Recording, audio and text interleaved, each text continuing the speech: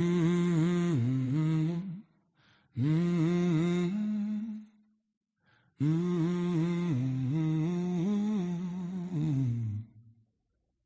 I'm tired of the lies they spin. They're feeding us poison, where do I begin? Every headline feels like a sin. Oh, it's a game we're stuck in, can't win. Barack signed the papers, gave them the key.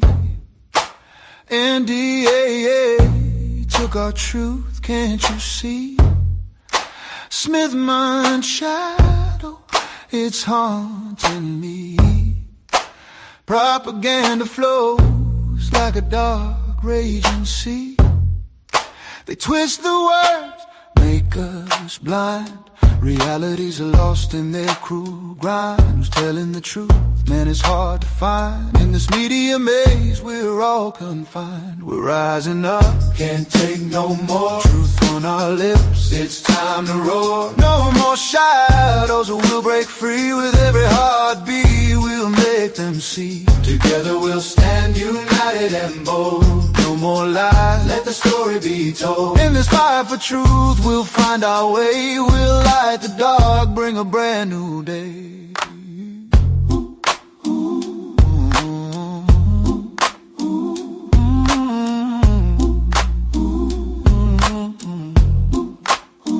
I'm screaming loud, but no one hears. Drowning in cycles of our own fears. The truth's a ghost, shedding bitter tears. Oh, the anger rises, it's been years. So I'll sing my blues, let the world know. Fight for the truth, let the fire grow. We're breaking the chains, it's time to show. We won't be silenced, we'll steal the show. In the silence, hear the cries, voices echo, breaking tide.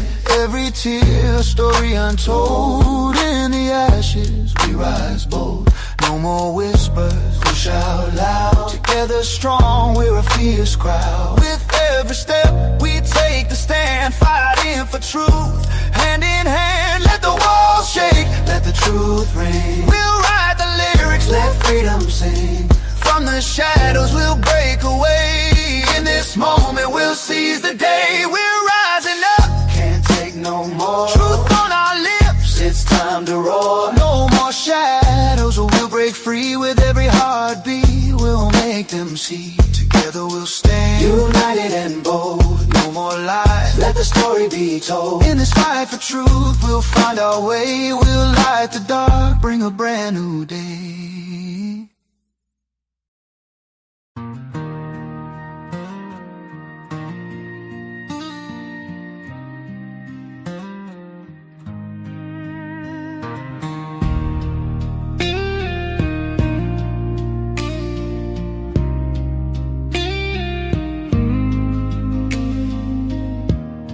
At some point the curtain falls, and every secret hits the walls. Every promise, every lie, every reason people hide. The things buried beneath the years, the whispered doubts, the silent fears, will rise beneath the morning sun, and nowhere left for truth to run. And when the dust begins to clear, and we can finally see from here, what kind of people will we be when every hidden thing is seen? When the dust has settled from the storm and we're standing in the truth at dawn, will we build bridges from the pain, or tear each other down again? What kind of world will rise someday? Will truth and grace show us the way? Truth and grace show us the way.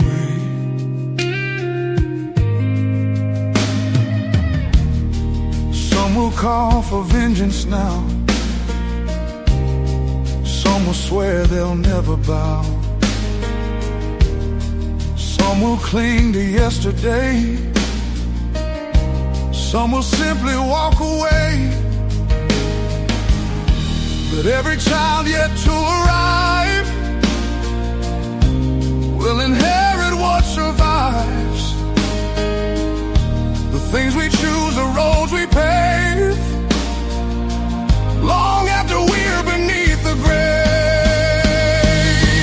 What kind of people will we be when every hidden thing is seen? When the dust is settled from the storm and we're standing in the truth at dawn? Will we build bridges from the pain or tear each other down again? What kind of world will rise someday? Will truth and grace show us the way? Truth and grace show us the way. 'Cause maybe the battle was never out there. Maybe it started inside. Not in the headlines, not in the power, but deep in the human heart. Maybe the darkness we fear in the world is darkness we're called to confront.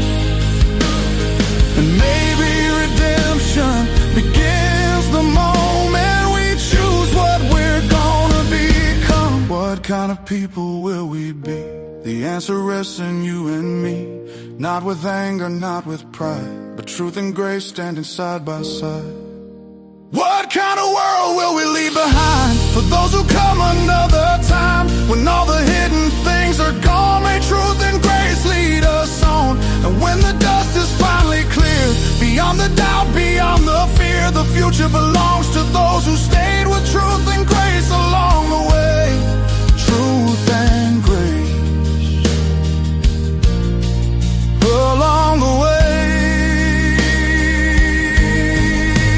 Yeah. Will we rise above the madness? Will we refuse to play their game? Will we rebuild what they divided and let truth restore the flame? Because when the river is finally over, the future won't belong to the powerful. It will belong to the people who chose what came next.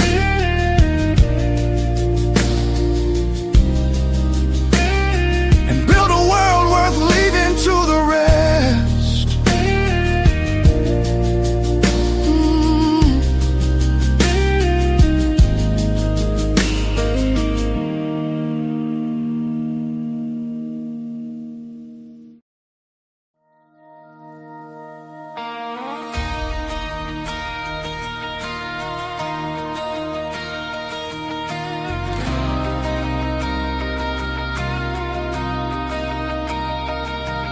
I've stood in fields that wouldn't grow, watched dreams disappear beneath the snow, buried pieces of myself through the years, learned to carry sorrow without tears. I've walked roads nobody should walk alone, stared at empty rooms that once felt like home. And there were nights I swore I'd reach the end, till grace showed up disguised as one more friend.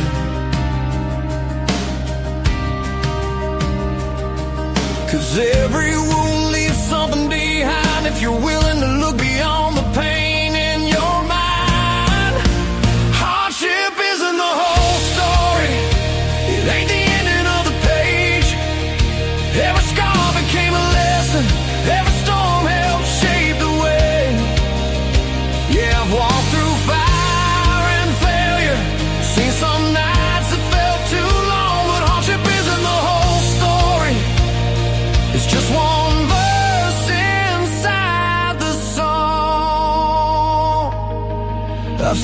good people brought to their knees, begging heaven for a little peace. I've watched old warriors carry hidden scars, still find the strength beneath the stars. Now I've learned the world ain't black and white. Some battles are won just staying in the fight. Sometimes faith is simply taking one more step when you can't see the road that's coming yet.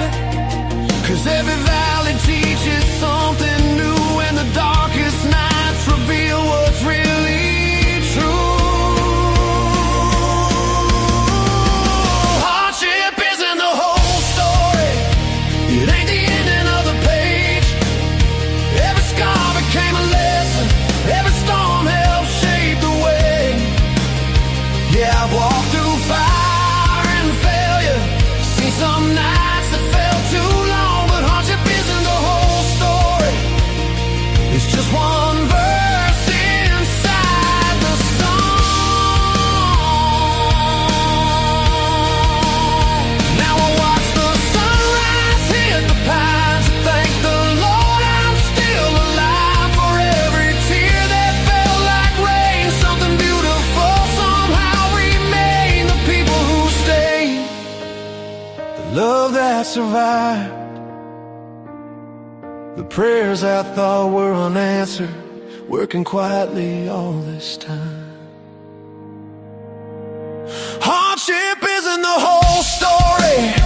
It never was and never will be. 'Cause mercy writes in chapters that pain alone could never see. And every broken road behind me led somewhere I belong. No, hardship isn't the whole story. It's just one verse inside the song. So if you're standing in the shadows, thinking hope is almost gone,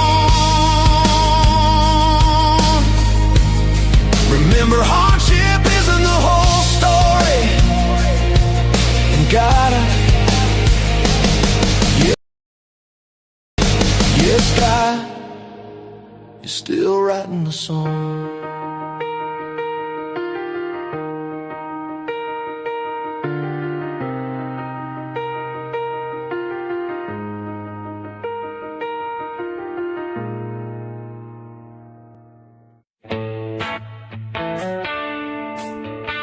Do you remember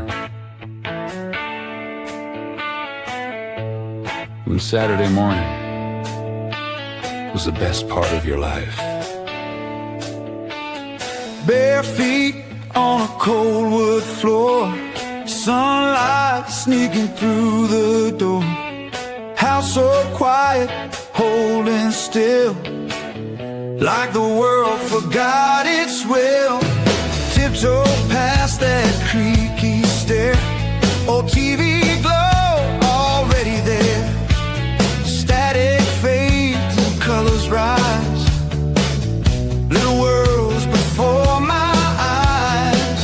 No place to go, no need to run, just me and the rising sun. Saturday morning, back in the day, cartoons and feel drift away. No phones, no stress, just living life free. Just a kid, TV, and a dream to be. Saturday morning, oh, where'd it go?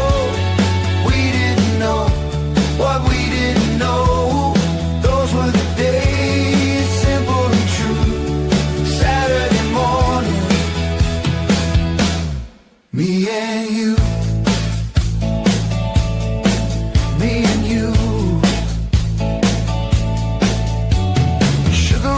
And superhero dreams, good guys winning, or so it seemed.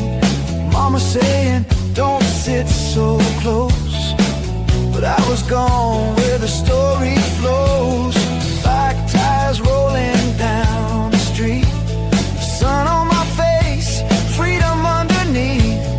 Friends will call and off we fly, chasing clouds in a painted sky. No screens in our hands, just open skies. We were kings in our own young lives. Saturday morning, Back in the day, cartoons and cereal, drift away.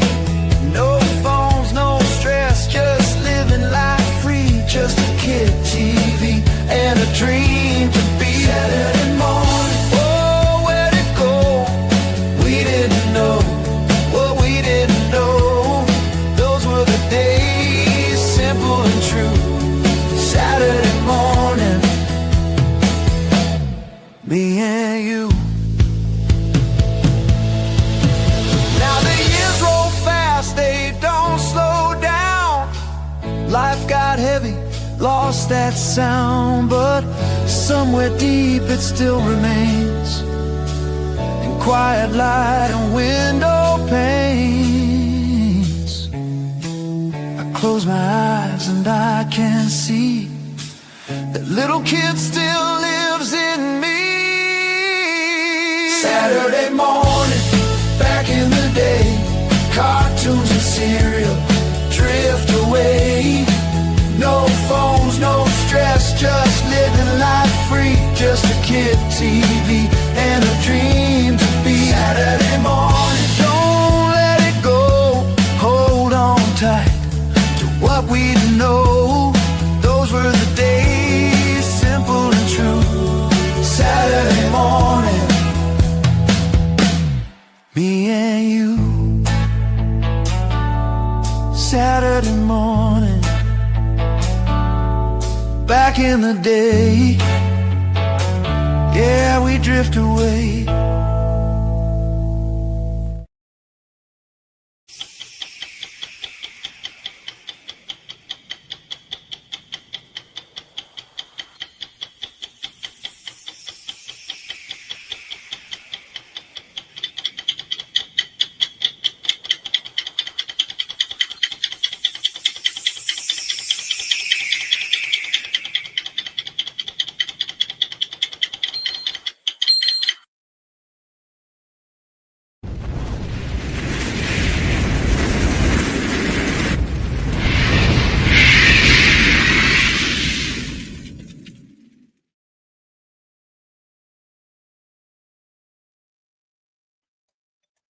Well, good morning. I hope everybody's having a fine Saturday morning. It is Saturday morning where I am. It might be Saturday afternoon where you are now. And that means that if you missed Saturday morning, it's your own damn fault. I'm just saying, okay? There comes a time in every person's life that they must accept responsibility for reducing, deducting, whatever you want to call it, of not enjoying a Saturday morning. Maybe it's because you decided you was going to keep your ass in bed and not do anything. You were going to sleep in. So you missed the morning. You missed it. You missed it. All right. You missed the morning and you're pulling a nooner. You know, I mean, there's just certain times where in certain situations that this is acceptable, especially for those of us over the age of 50. For those of us over the age of 60, it could be a 4 p.m.er, you know, and then they're back in bed by 8 p.m. Oh, did I say that? I didn't say that out loud. Did I say that out loud? I think I said that out loud. I apologize. Good morning. Yes, good morning. All right. I'm trying to get my pre-show safety meeting catch up, which I am late on. Trying to get this here medicinal delivery device. Yeah, it's a medicinal delivery device. Why do I say that? Why do I call it that? Well, because if something is your medicine, then you need a device to deliver it. And in this case here, I can turn around and if I have a medicinal delivery device in my vehicle and an officer says to me, you got a pipe or a bowl or a bong or a whatever, I just say, no, I have a medicinal delivery device. No different than a person who has diabetes having a syringe, or somebody who has a heart problem having a pacemaker. I'm just saying.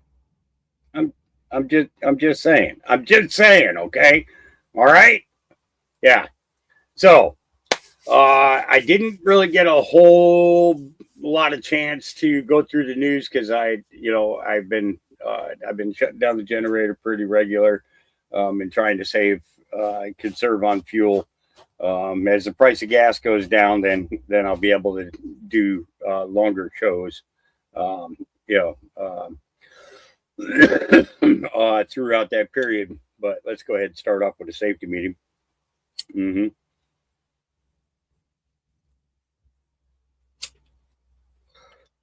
Yeah. Oh, ooh. I gotta say, my buddy Don, he brought me up some of his tasters, and this cherry lemonade he brought me is just absolutely. Oh, I love it.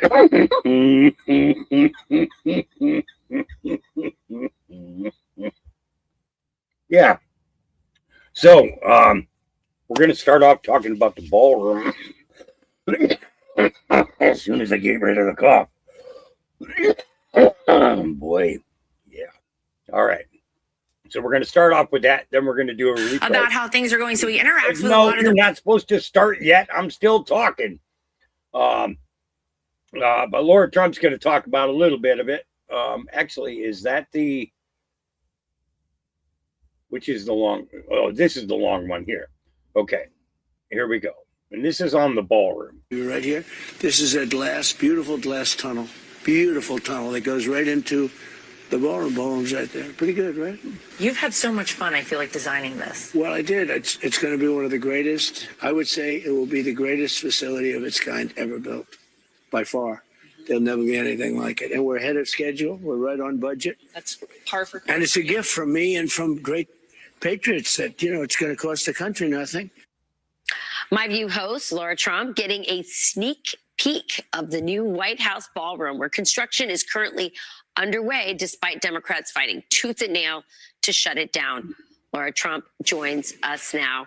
Laura, I've been around the president when he's talking about construction. It doesn't matter if he's talking about Bedminster or the White. He gets excited. He's really excited. So what did you learn from seeing the site so close and having the president who designed it explain to you what was going on? Well, I love that about this whole interview with him. You're right, Rachel. He gets so excited about these projects. This is who he is. He's a builder at heart. And so one of my favorite parts of this is when he interacts with the workers. If you've been to any construction site with Donald Trump, he doesn't go to the head of the project. He wants to talk to the people who are on the ground to ask them about how things are going. So he interacts with a lot of the workers. But this is so much bigger than a ballroom. And he talks about it in our interview tonight. There's an entire complex below the ballroom. Right. There's anti-drone technology. There's so much more going on there. And I just love how excited he is. And he acknowledges, you heard him there, the taxpayers are paying $0 for this. He got private funding. I'll remind the Democrats again for the entire ballroom project. But he says, look, I'm only probably going to get to use it for like 6 months. This is really for future presidents, for the future of America. And what a gift it will be once it's completed. It is a huge site. And he talks all about it tonight. Long before the president said, So I think that's kind of cool that we're getting little snippets, and there's going to be a larger interview in regards to it, and more talking about the complexity of the structure and so on and so forth. It's going to be on, I believe, Fox this evening. I think it's going to be on Fox. I'm not positive yet. But either which way, I'll make sure I grab a copy of the recording so that we can do it.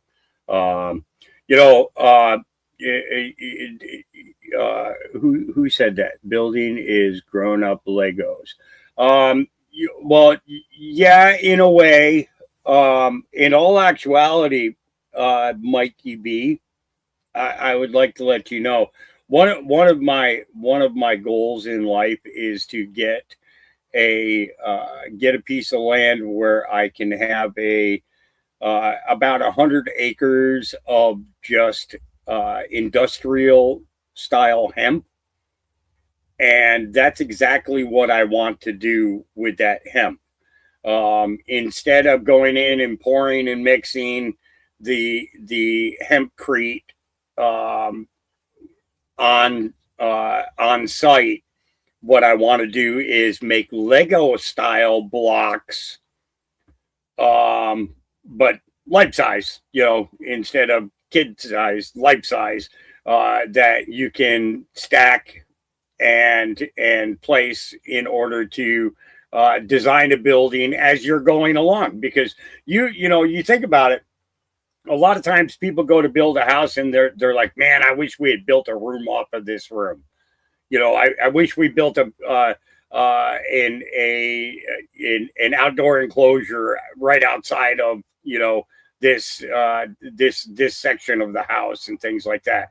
And you kind of don't think about all of that stuff before building starts. Most architectural places, they focus on primarily on the building itself, and then not so much building it according to how you're going to see the view.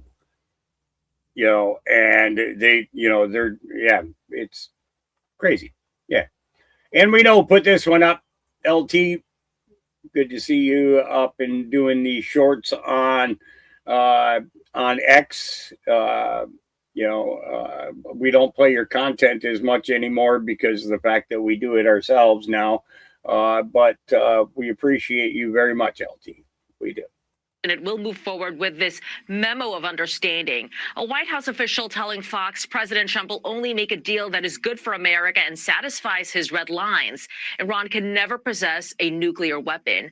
The president has maintained his key asks, which not only includes preventing Iran from obtaining a nuclear weapon, he also demanded unrestricted shipping traffic in the Strait of Hormuz and the removal of mines in the waterway. And regarding Iran's highly enriched uranium, the president says the stockpile, sometimes referred to as nuclear dust, will be unearthed by the United States, which it is agreed is the only country, along with China, with the mechanical capability of doing so in close coordination and conjunction with the Islamic Republic of Iran, plus the International Atomic Energy Agency, and destroyed. But Iran's parliament speaker says in a defiant post, we seize concessions not through dialogue, but with missiles. In negotiations, we merely make them understand we have no trust in guarantees or words. Only actions are the measure. The winner of any agreement is the one who is better prepared for war from the day after.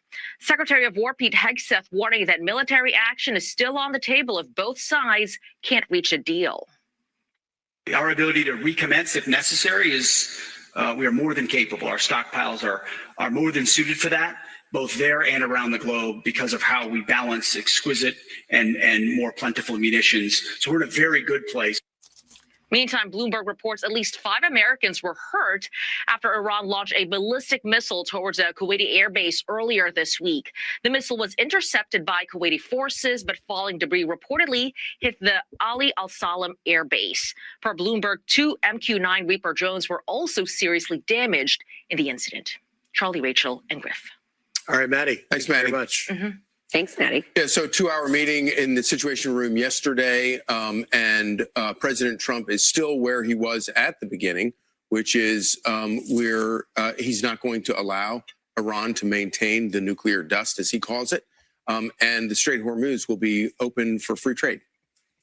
So we don't know how this is going to play out. Right. And the administration and the president has been pretty clear-eyed about the fact that there's nothing to suggest that Iran is going to change their behavior. They haven't changed it for 47 years. But President Trump was able to get them to the negotiation. It's actually 57 years if you think about it, young man. But, who am I to know more than you? Yeah. So, yeah. And then, these kids that are doing these protests, they're kind of having cows right now. And the reason that I say that is, well,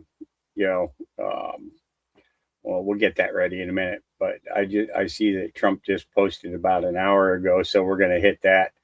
Here we go. I understand artists are getting the yips having to do with their performance on Wednesday. So I'm thinking about bringing the #1 attraction anywhere in the world, the man who gets much larger audiences than Elvis in his prime. And he does so without a guitar, the man who our country loves more than anyone else, and the man who some say is the greatest president in history, the GOAT, Donald J. Trump, to take the place of these highly paid third-rate artists and give a major speech rallying the country forward like I have done ever since being president. 2 years ago, the United States was dead. Now we have the hottest country anywhere in the world. I don't want so-called artists that get paid far too much money who aren't happy. I only want to be surrounded by happy people, smart people, successful people, and people who know how to win. So by copy of this truth, I'm ordering my representatives to look at the feasibility of doing an America is Back rally on Wednesday, Washington, D.C. Same time, same location, only great patriots invited. It will be a beautiful, wild and beautiful celebration of America. And he's right. You got a bunch of we'll let the Vanilla Ice, that's his name, I think. This just in. There's a situation. It's going down. America is turning 250. Come on, man. Let's go. I'm super honored to do this concert with everybody. We're going to bring back the 90s. Put your dancing shoes on. You'll be happy. Trust me. It's all about enjoying the great times of 250 years, man, from George Washington to now, and all the presidents and everybody in between. This is a magical event that's going to happen, and very rare. So I'm honored, man. This is going to be epic. And that's it. We don't take anything too serious, man. We're going to bring the 90s. That's how it works. Go Ninja, go Ninja, go. So we're going to turn everybody into a teenager for the night. Proud to be an American, and proud and honored for this event. So get in where you fit in, and we'll see you there. Holla, holla. Go Ninja, go Ninja, go. Checking on these kids. All right. So that's Vanilla Ice, and he's going. He doesn't care that the same people that he's touring with currently, okay, Trump wasn't even going to show up to the event. He was going to watch it from the White House, okay? And they're saying that it's all going to be a Donald Trump event. It's all going to be a Donald Trump. Well, guess what? You just made it a Donald Trump event. You're a bunch of fucking idiots. Instead of it being about America, it's going to be about the plans for the future of America. Because you guys are idiots. Because you don't love your country enough to want to get on stage and perform for America. You're not getting up there performing for Donald Trump. You're getting up there to perform for we, the people. The people who pay the taxes. The people who buy your motherfucking tickets. And you acting like a bunch of bitches. Okay, I sounded kind of ghetto there. Sorry about that. Give me a second. I got to let Samson up before he breaks through the screen door. Yeah, go ahead there, tough guy. Go on. Go ahead. Go on now. You're sticking your nose through there, and I can't have the screen ripped off, so go ahead. Nothing going on out there, is it? It's real quiet. Yeah. Sparky's asleep. Beautiful boy. Behaving himself. Look at how good he's being. Yeah. And Gizmo. Gizmo's just Gizmo. I got to keep him dry or else he'll be spitting out all kinds of gremlins. You going or not? Samson, I'm busy. What are you doing? Thank you. Jeez.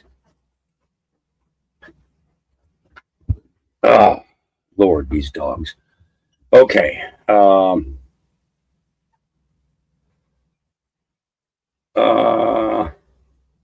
Is there no American flag in the emoji search or just me? I don't know. I have no idea. I'll tell you what, if YouTube took it down, then maybe it is time for us all to leave YouTube. Yeah. Just saying. You know, if they need to be that faithful or that petty, then yeah, maybe. So Eric Daughtry says, awesome. Page Shish brought out signs to cancel out the left in Newark, New Jersey, saying Holman, law and order, Trump won, MAGA forever. Keep bringing the resistance to Antifa and leftist rioters. ICE has broad support nationwide. Let's see what's going on there. Anti-ICE protesters, they're pretty much cursing at each other, separated by some of those metal barricades. The goal over the past 24 hours was to set up a safe zone, this according to the governor, where people could protest peacefully. That did not happen last night. Instead, we saw state police march in after being unable to clear the road. They used shields and batons and then used pepper spray and flashbangs to try and clear the protesters out, about several hundred strong. This is what that scene looked like last night. Anti-ICE protesters. Yeah. So I wanted to go over here for a minute because I do have a couple of clips from last night where it appears that the protesters are a little bit upset because,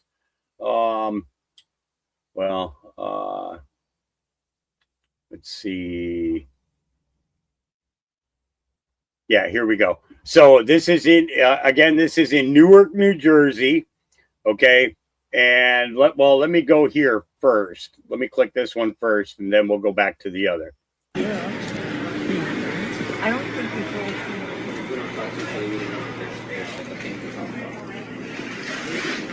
But that's what I'm saying. If it's new, then there's something to talk about. If someone else is coming to me, I really not actually. But I don't know right now what's I'm probably trying to make so much on it.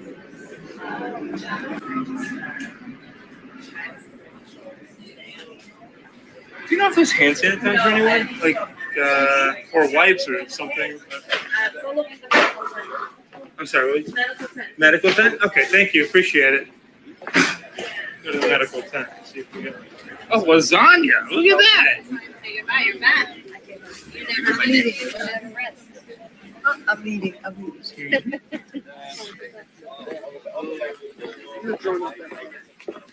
I don't know how good these commentary drones are. Medical tent? Is that? Oh, you got it. Thank you. Just need hand sanitizer. Okay. On that table. Sounds good. Thank you. It was so serious. Make a full for everything. Yeah, and then I'm gonna tape out the map here. Yeah.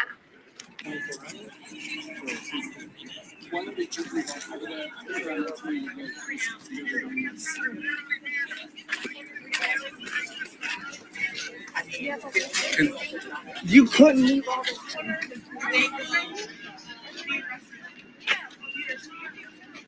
Yeah, get all their faces while their masks are down.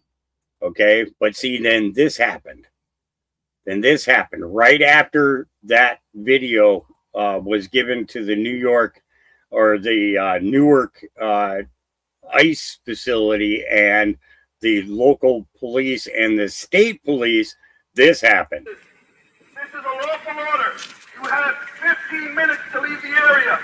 If you remain on the property after this announcement, you may be subject to arrest. Again, this is a lawful order to disperse. Leave the premises immediately. You have 15 minutes.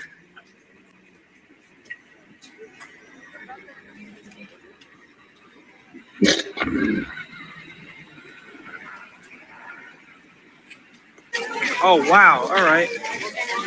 We're gonna take it.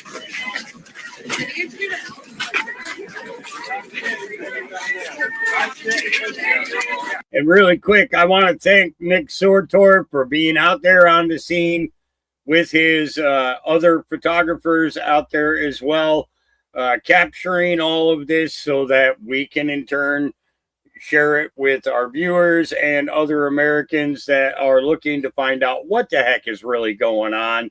You know, because we've all got that question. I don't know nothing. You don't know nothing. We don't know nothing. Okay? I'm just saying. So, Nick Sortor, thank you very much for the hard work that you do. We appreciate everything that you're doing out there.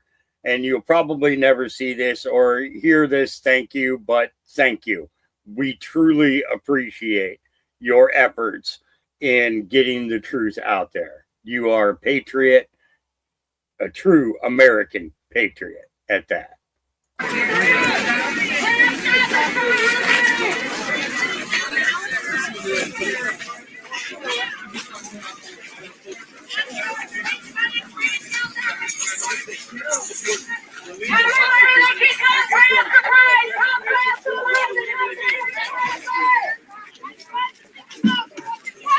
The medic's personal stuff only. Everything else she does not need right now, just the medic's personal stuff. So head on over here. This is the medic's personal stuff. Go. She'll direct you exactly where you gotta go. Like over where all the medical supplies are, up there to the left. They want like the crowd to stay together over there to the left. Yeah, especially with the supplies. The water as well, everything? I believe so. I think they just want, I believe this here, leave this here there so that they don't separate us and then target one group. I got you.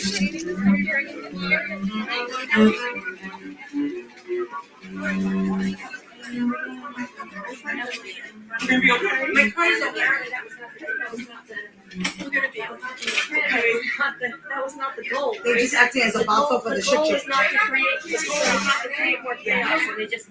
I mean, they're on the phone, but as of now, the cops said they didn't care. They're removing everything. Like this, like the whole tent's gotta go. I don't know. I'm just getting this inside. Did you guys ask them to see if? No, we're waiting. There's just like so much stuff. Like, I don't even know how you do it. It's like 15 minutes.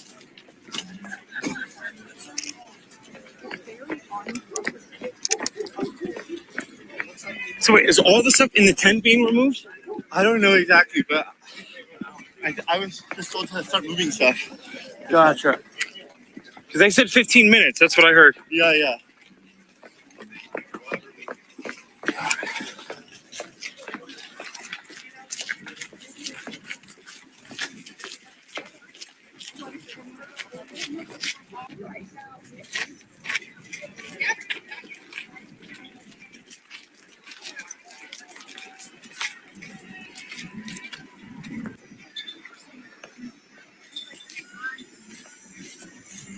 Hey, wait a second. Isn't that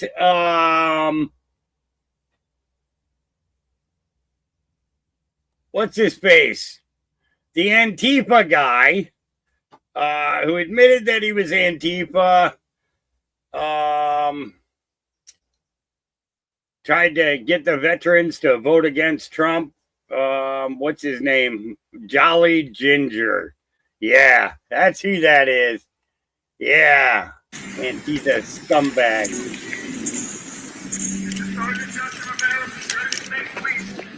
Currently occupying these premises without authorization and are unlawfully remaining on this property. Your presence here constitutes a violation of New Jersey law 2C33-1. Pursuant to the laws of the state of New Jersey, you are hereby ordered to immediately cease your unlawful occupancy and disperse from this location. You must leave the premises to the south on Bereavement Avenue in a peaceful and orderly manner by using the available exits and routes of egress.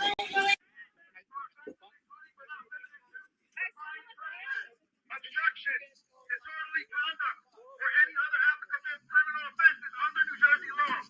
You are being provided a reasonable opportunity to comply voluntarily. You must immediately begin leaving the area to yourself and continue moving until you have completely departed the premises. This is a lawful order. You have 5 minutes to leave the area. You remain on the property after. Yep. But they got cleared out for a little while last night, and I believe that their tents and everything else got totally trashed, you know. But this This right here, this is one of the big things I wanted to talk about today. And this is why it is so important for us to get into Iran, to take a look at that nuclear dust, get samples of it, and find out whether or not that uranium, and all of them have markers, okay? There are specific markers to each and every nation's nuclear waste and nuclear refinement, okay? And the thing is the finding of U.S. produced uranium in Iran will seal forever the fate of Hillary Clinton and Barack Obama, Susan Rice, and many, many others. And this is why I keep stressing to everybody, patience is the biggest game. It is also the biggest tool that we have in our arsenal, is our patience.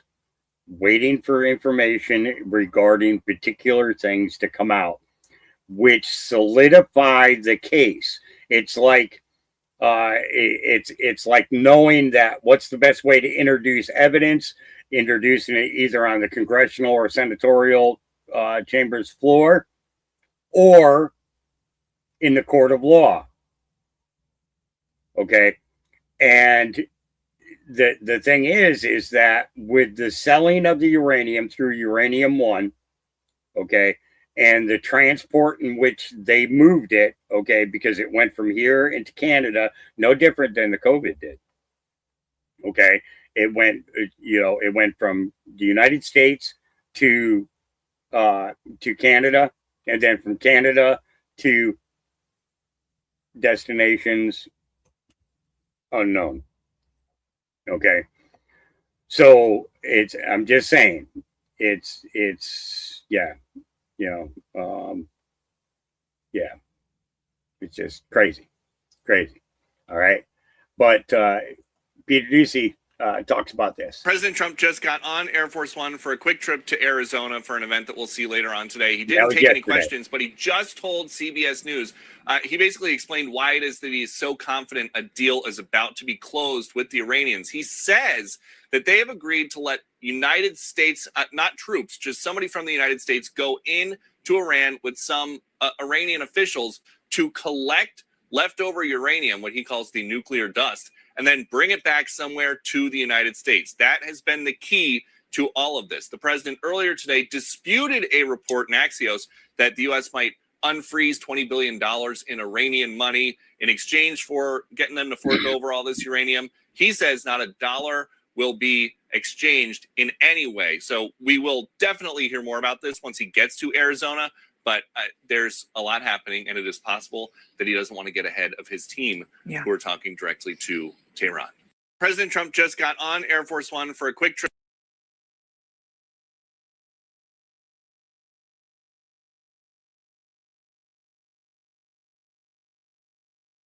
I believe that,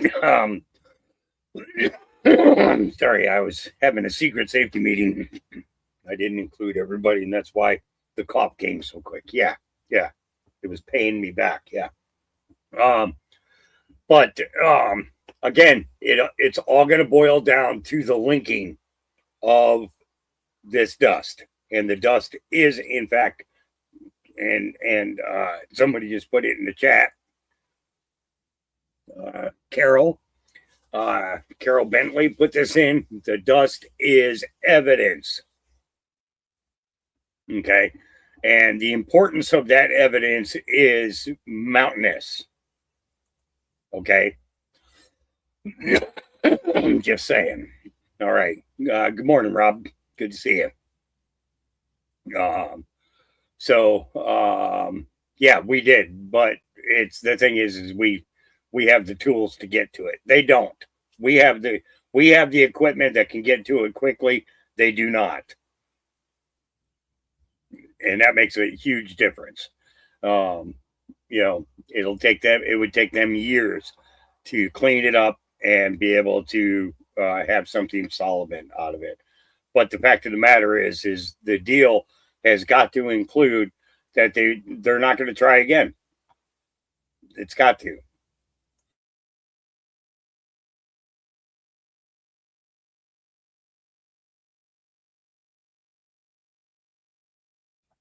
So then we got the Judiciary GOP memo shows the Biden-Harris administration sent American tax dollars to NGOs who then funded radical anti-Israel protests in the U.S. and Israel, including some with ties to terrorist organizations. And you know, so the House Judiciary is getting ready to do their thing. At the same time, Jamie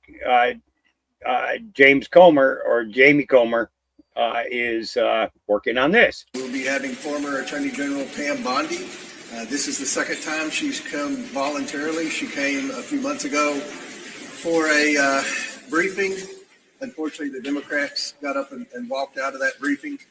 Many of the Republicans asked her questions for a couple of hours during that briefing, and I appreciate that she's coming back today voluntarily for a transcribed interview. We have, as I said earlier, this is the 13th interview.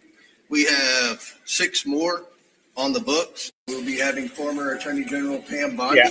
So Bondi will be coming in for the second time, and that's kind of interesting. And then Scott Bassett went to the economic crypto. What is it? Well, it's at the Reagan National Economic Forum, but it has to do with crypto wallets. And I thought that this was kind of interesting that they grabbed all of this up. Great GC Gulf allies were a little less than transparent about their banking systems. That, oh, no, we don't have any Iranian oil. And 2,200 the shells and missiles and drones here, 500 or 600 there. All of a sudden, it's, oh, here, they have at it. So we've frozen Iranian bank accounts after they started getting bombed by Iran. Yes, but it was a big strategic mistake failure on the financial side. And you jumped right in. And we jumped right in. And they've been very good partners. I believe that we have seized about $1 billion of their crypto. And just outright seized it. Just outright grabbed the wallets. Some of them may be like typing in right now and realize they might not have realized that their wallet had been grabbed. And we are working with our allies all over Europe to grab villas and houses and properties. And this is money that's stolen from the Iranian people. And he released that on the world stage, not on a national stage.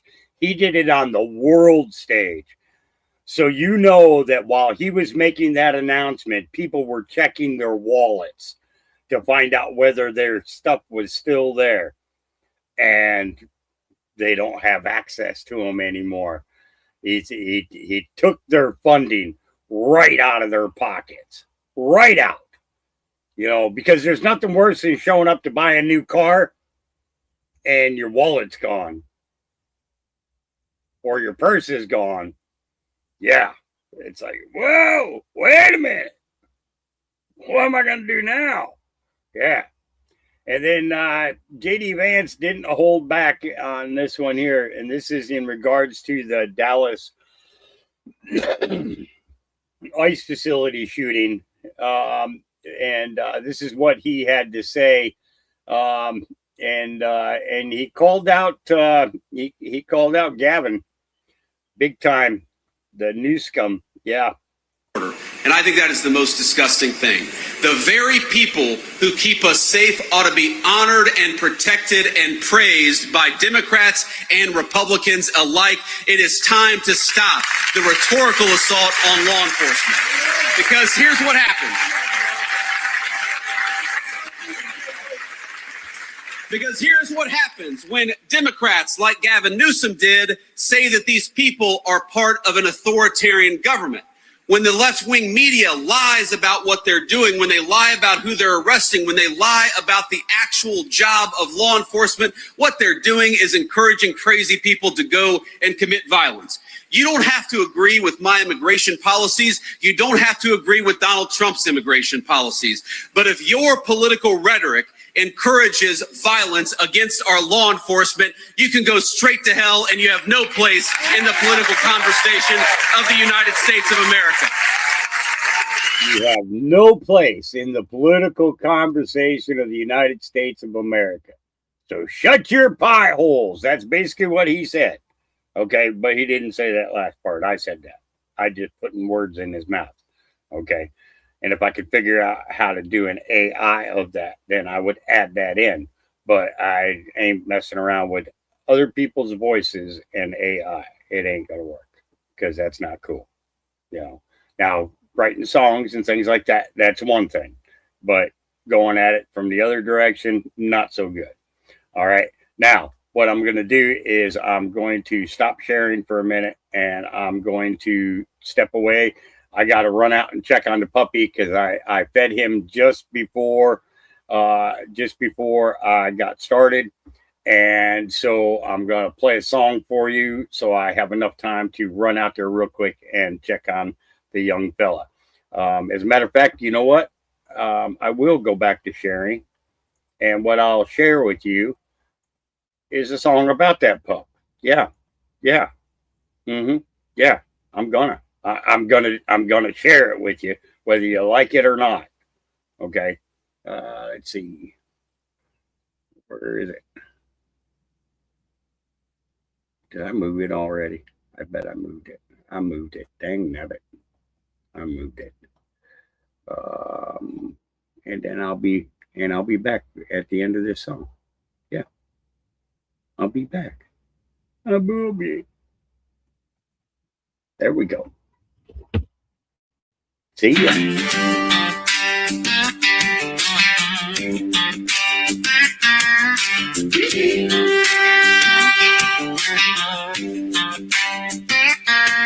Well, I brought him home on a rainy day. Little white wolf, barely 8 weeks age. Blue eyes shining like the winter moon. Lord help, this cabin gonna be wrecked soon.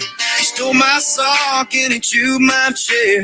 Hit the zoomies flying everywhere. Looks like heaven wrapped in snow so bright till he turns velociraptor every night. He sleeps like an angel beside my bed, then attacks my sleeve like the Walking Dead. I swear that pup's got 2 first names, Ghost and Tiny Hurricane. Ghost of land shark, teeth so wide, running through the old farm every single night.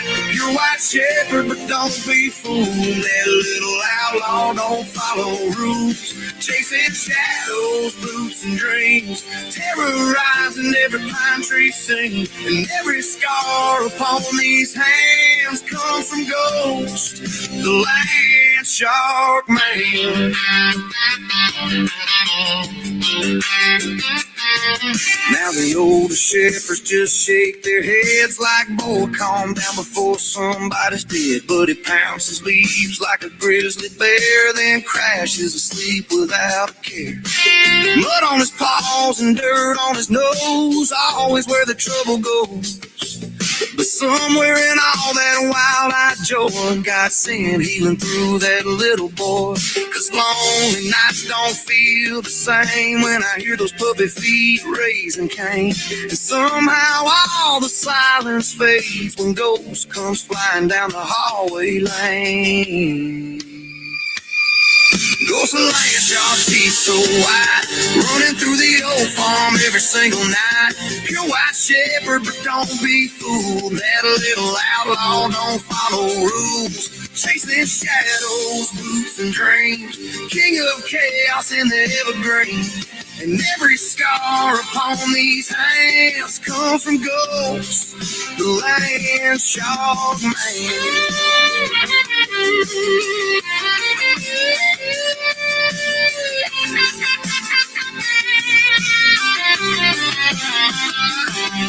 He looks like snow beneath the pines, but Lord, that little shark still bites.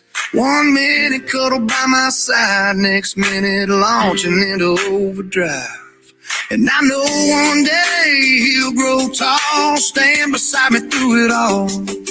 But for now it's just a ball of fluff and felony level puppet stuff. Goes the land shark wild and free, best damn friend that ever found me. Pure white shepherd born to roam, turn this tight old farm back into home. Through the hard years and the pain, that little pup brought life again. And every mile these old boots ran led me straight to Ghost the Land Shark Man. Yeah, he's part wolf, part snowstorm, part holy terror, and all heart.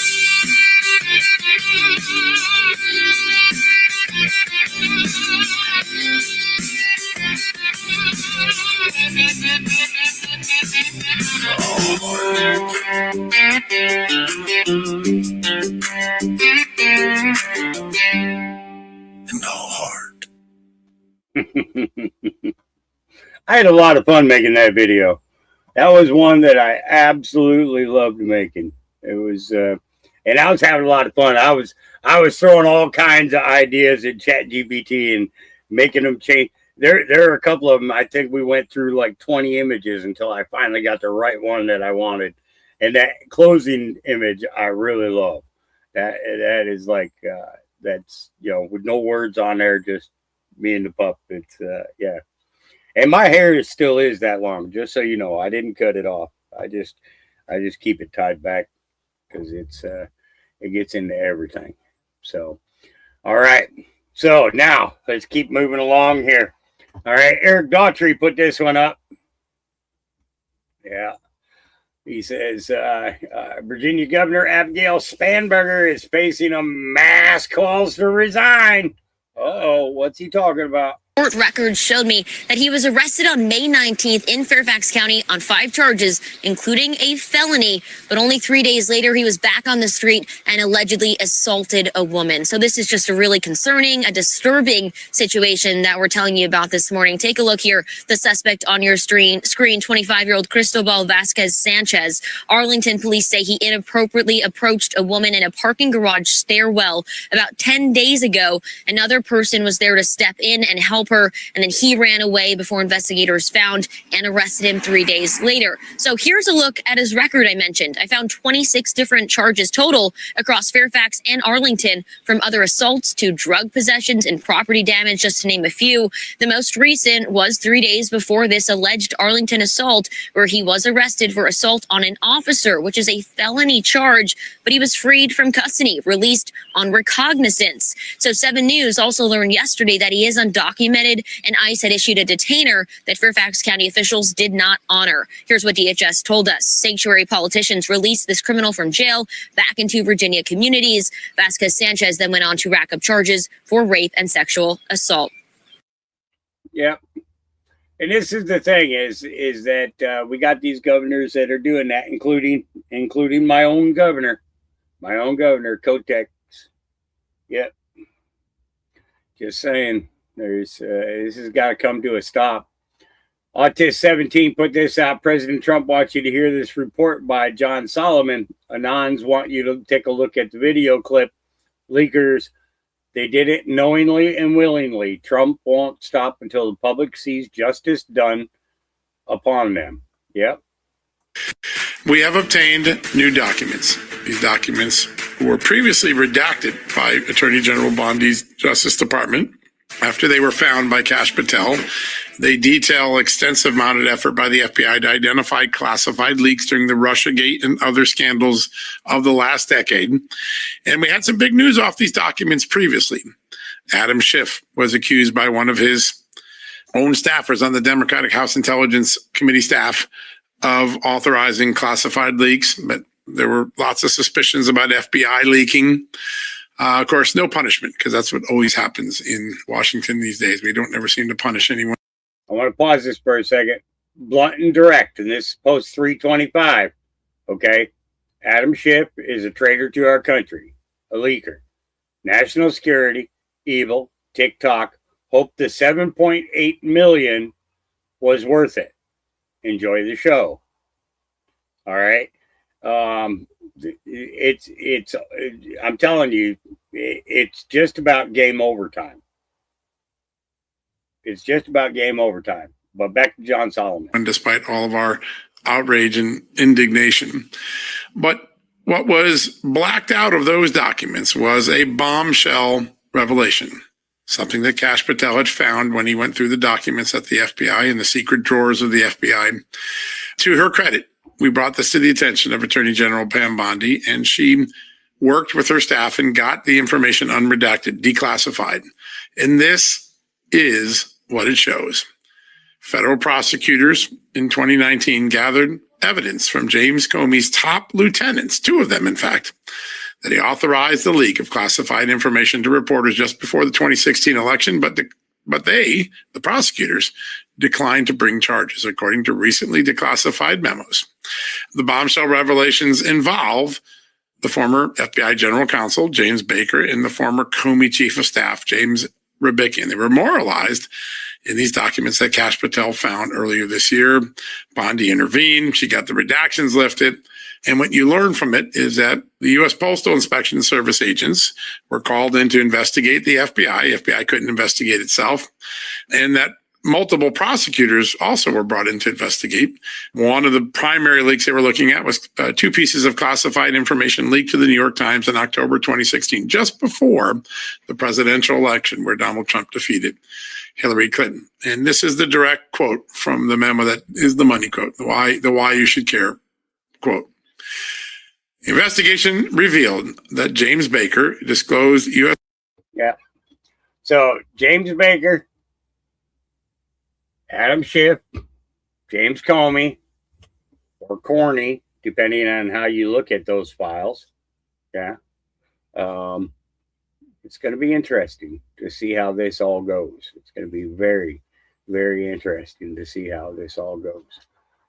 Yeah. All right. Iran must agree that they will never have a nuclear weapon or a bomb. The Strait of Hormuz must be immediately open, no tolls for unrestricted shipping traffic in both directions. All watermine bombs, if any, will be terminated. We have removed through detonation numerous such mines with our great underwater minesweepers. Iran will complete the immediate removal or detonation of any mines that are left, which will not be many. Ships caught in the strait due to our amazing and unprecedented naval blockade, which will now be lifted, may start the process of heading home. Say hello to your wives, husbands, partners, and families from me, your favorite president.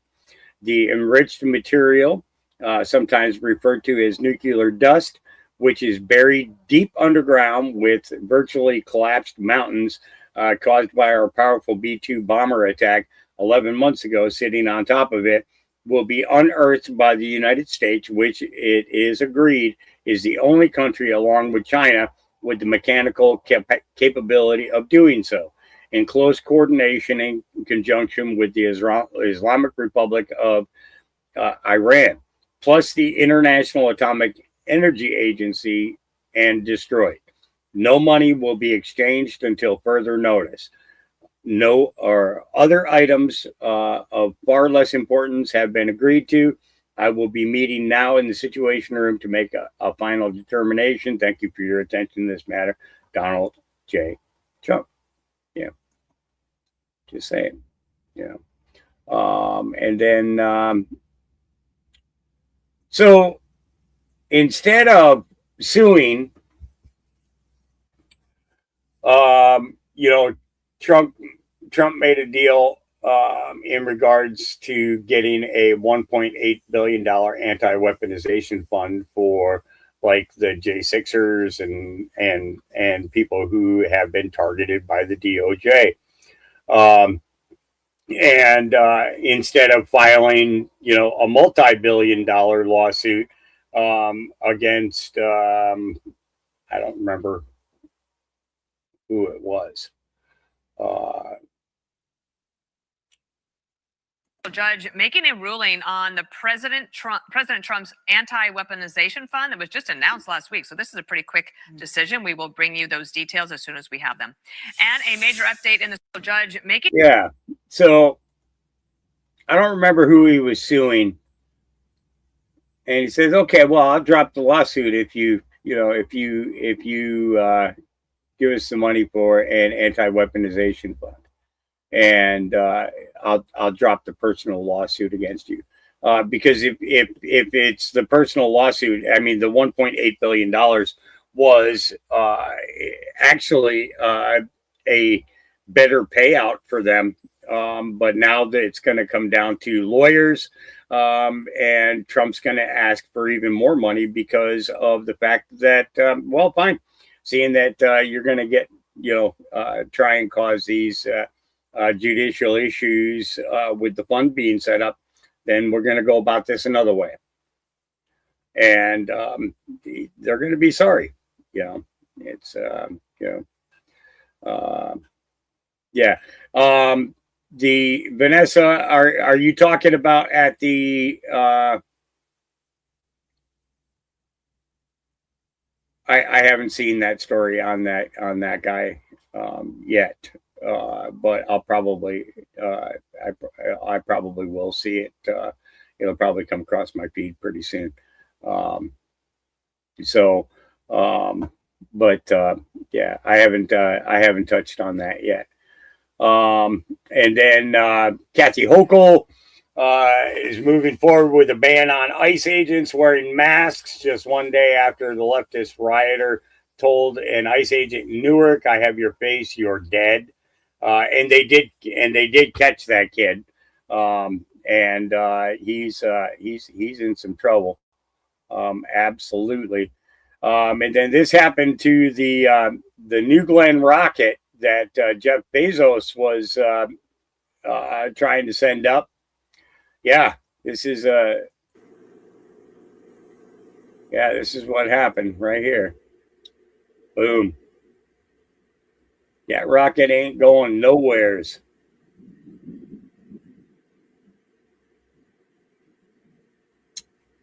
Yeah. Bezos just lost a whole bunch of money. Whole bunch of money. Probably $1 billion. I would say probably $1 billion was lost right then. Just saying, and then let's see. Oh yeah. So CNN is in full panic mode and immediately trotted out the same without evidence garbage they've been pushing for years. Okay, Gunter Eagleman put this one out. Let's take a listen. Happening now in Atlanta and elsewhere in Fulton County, Georgia, some poll workers and ballot counters from the 2020 presidential election could soon hear a knock on their doors. Federal prosecutors say when they have the names and the addresses of those election workers, investigators will try to talk to them. President Trump has long claimed without evidence that there was widespread voter fraud in Fulton County, and that contributed to his re-election loss to Joe Biden. Let's go live right now to CNN crime and justice correspondent Caitlin Polans, who's working the story for us. Caitlin, is the Justice Department going to get all these lists of election workers and their addresses? Well, Wolf, that's going to be the big question in court. We're still waiting to see what a judge will do. What has happened here is that the Justice Department, they've made clear they want to reopen and ask questions again about what happened in the 2020 election, especially in Fulton County, Georgia. That's the county that includes Atlanta, that Joe Biden won by more than 2/3 of the more than 500,000 votes there. It was a real wash of an election for Biden there. But Trump really does want to continue to say that the 2020 election was rigged. And now the Justice Department, they're going after thousands of names and addresses of these 2020 election workers. At a hearing last week, that was where the judge was hearing about why the Justice Department actually may want these things. This election happened 6 years ago. That's out of the time frame where the Justice Department could bring voting-related federal criminal charges if they even would get to that point with a grand jury. And a prosecutor there, his name is Will McComb, he said, "We are not sure what charges can be brought." And then he told the judge, "We don't know what they will tell us as far as what happened or what improprieties may or may not have happened in the 2020 election, and whether that is a continuing situation in this current election cycle or in the next election cycles for the Fulton County Board."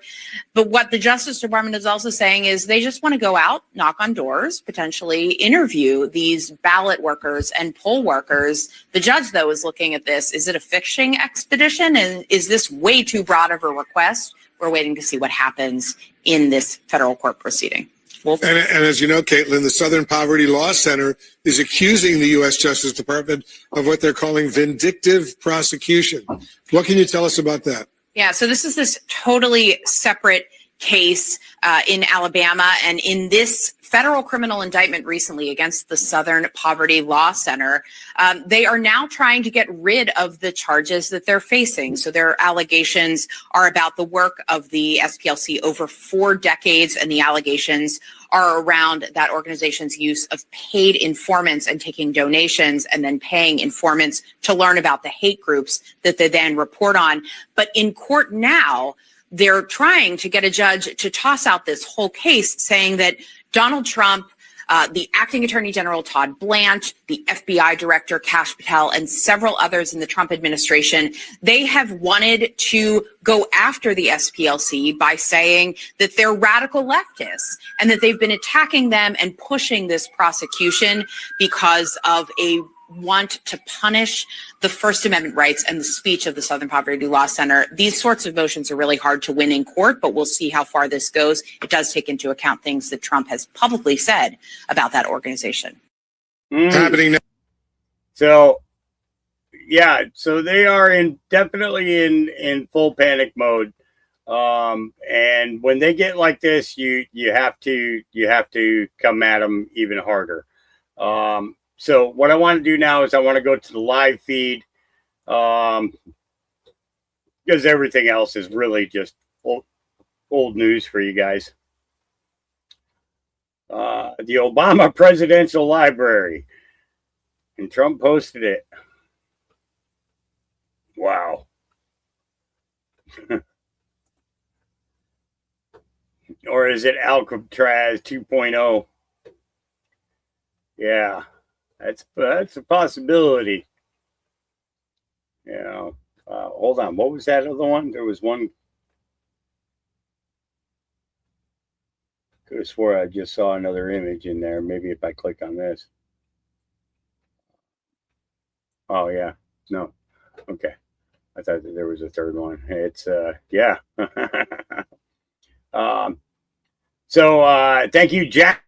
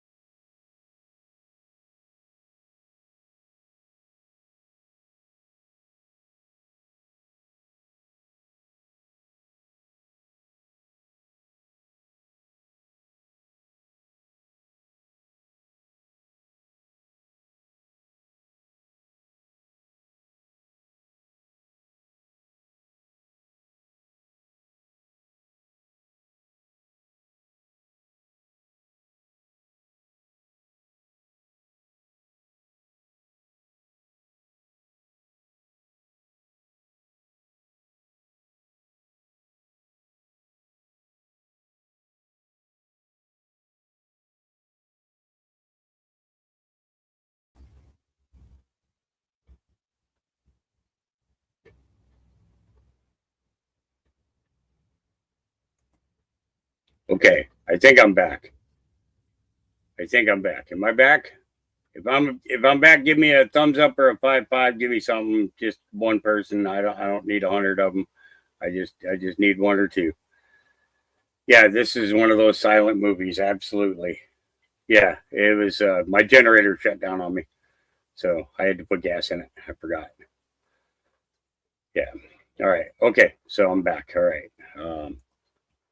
Sorry about that, guys. Yeah, if I turn on the coffee, it's the generator's gotten to the point now that if I turn on the coffee pot while the computer's on, it'll shut the camper down. It'll turn the generator off. So it's been running for a year straight almost. So day in, day out. So all right. All right, let's get back into this. Thank you, Jackson. It was great being with you. I know you're taking some heat from the radical left lunatics who are jealous of you, me, and everyone who surrounds us. But I also know that your jersey also went to #1. And if you're making millions of dollars, so you are a winner. They are all losers. I'll see you in the White House, President Donald J. Trump. Yep. So I think he's a football player or something like that. It's, I'm not sure. I don't follow sports at all anymore. So, all right. Nick Sortor says another video of the explosion in the Boston area really captures how loud the boom was. It's looking like the cause was a significant meteor crashing through the atmosphere, burning up as indicated by heat signatures via satellite. Let's see.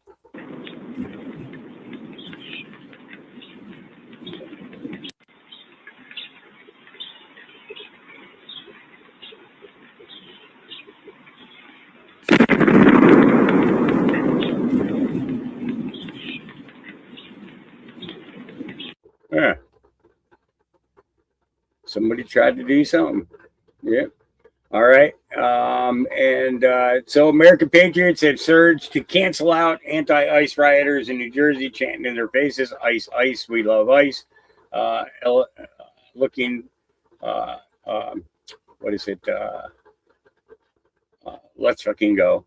Yeah. Okay. A vast majority of Americans agree. Now it's the weekend, so working conservatives have time to demonstrate. We support police. More of this. Yeah, that's going on. That's happening. So you got pro-ICE people out there, and that's not a bad thing. It's just not. So and this is where the weaponization fund comes from. Or points to these kind of situations. Not uploading or not starting cases on these people. To which they said, well, we're going to call your SAC, and the SSA said, go right ahead, because when you're pushing back, you want to make sure that you have your 6 covered. So the SAC and the ASAC were intimately aware of these kinds of exchanges that were going on. And again, to his credit, Joe Bonavolonta said, no, we're not opening up cases on people who went to a rally. And I forgot a key part.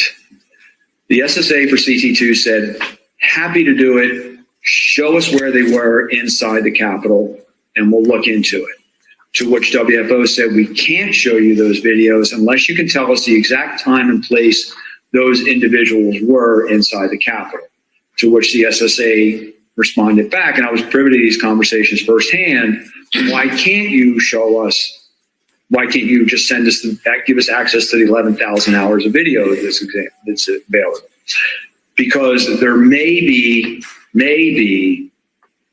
UC's undercover officers or CHS's confidential human sources on those videos whose identity we need to.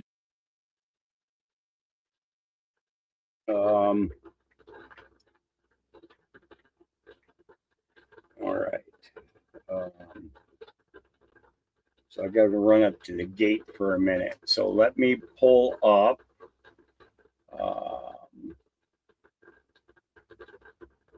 There we go. I want to see if they did the Saturday wrap up. I believe they did. Yes, here we go. Susan Kokinda with Promethean Action. All right. And let me get her banner up real quick. And then I'll hit that, go check my mail. And I will be back with you guys in just a few moments. In the meantime, Susan Kokinda from Promethean Action has an update as to how they're seeing things. Yesterday, Jamie Dimon, the chairman of JP Morgan Chase, the biggest bank in America, went on Fox News and made a confession to Maria Bartiromo. Why did it take so long for corporate America to understand that the supply chains and by the way, elected officials, Congress and the White House, how come it's taken so long to understand that we can't have other countries, particularly adversaries, making our stuff? That's important. We should have 15 years ago. Think about that. The man at the very center of the financial system that hollowed out American industry in the first place now says that it was a mistake and we should have seen it 15 years ago. And he's not the only one. Mark Carney is sounding like Trump. Tony Blair is asking Trump's questions. The whole rules-based order is suddenly speaking the Trump language. But if you're watching the mainstream headlines, you're not seeing any of this. You're caught up in which judge just ruled what, or the latest social media storm engineered to keep you doom scrolling. But while you're watching the outrage cycle, something bigger is happening. What the media isn't going to tell you is that Donald Trump just carried out the biggest shift in economic and strategic power of the entire post-war period. And you're not supposed to see it. But Carney, Blair, and Dimon see it, and they're scrambling. I'm Susan Kokinda, and we here at Promethean Action see it clearly because we understand what the real battlefield is. The one that President Trump is actually fighting on. So if that's your kind of fight, hit those like, share, and subscribe buttons so we can stay in touch and reach more people. Here's what I'm going to cover today. First, how Carney, Blair, and Dimon are suddenly echoing Donald Trump and scrambling to pour their old imperial wine into rebranded bottles. Second, why this administration's revival of the American system is why they've suddenly had to start talking about industry and growth. And third, why their rebrand is dead on arrival, because you cannot revive the American system on British imperial principles. So let's start with the rebrand. When your enemies start sounding like you, you've already won the battle. This week, we heard from Mark Carney and Tony Blair, two of the most notorious operatives of that rules-based post-war order. Then Jamie Dimon chimed in for good measure. So Canada's Prime Minister and the central banker's central banker, Mark Carney, was at the New York Economic Club on May 28, where he repeated his now familiar line that the rules-based order is ruptured by Donald Trump's policies and that clinging to it nostalgically is not an option. But then he launched into his new Canada Strong pitch. So in our first year in government, we cut taxes on incomes, on capital gains, on new business investments. We introduced something called the productivity super deduction. We're in the process of catalyzing $1 trillion of investment in Canada over the course of the next 5 years in energy, transportation, data, and defense. We've launched our most significant regulatory reforms in generations to fast-track hundreds of billions of dollars of nation-building infrastructure projects, and we're realizing our full potential as an energy superpower. Because a country that can't feed, fuel, or defend itself is not truly sovereign. Because, as well, strategic autonomy today extends to building partnerships and capabilities across AI, financial payments, space, critical minerals. So there you have Mark Carney talking about economic sovereignty and energy and business investments in strategic minerals. It almost sounds like a discussion at a Trump cabinet meeting. But Carney isn't joining MAGA because the rest of his speech highlights all of the underlying policies of globalism: free trade, green energy, and perpetual war with Russia. Well, here's what happens when you stick with those globalist policies, however you may want to repaint them. Reuters just reported this: a surprise technical recession for Canada.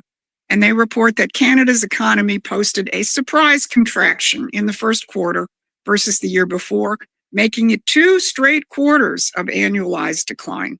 That's not exactly Canada strong. But let's look at another paragon of the post-war order, the one across the pond. Tony Blair just wrote a post-mortem on Keir Starmer's epic electoral defeat in local British elections a few weeks ago. And Blair weighed in on the Labour Party debate with this very long article entitled, "The Labour Party is Playing with Fire Over Its Future and the Future of the Country."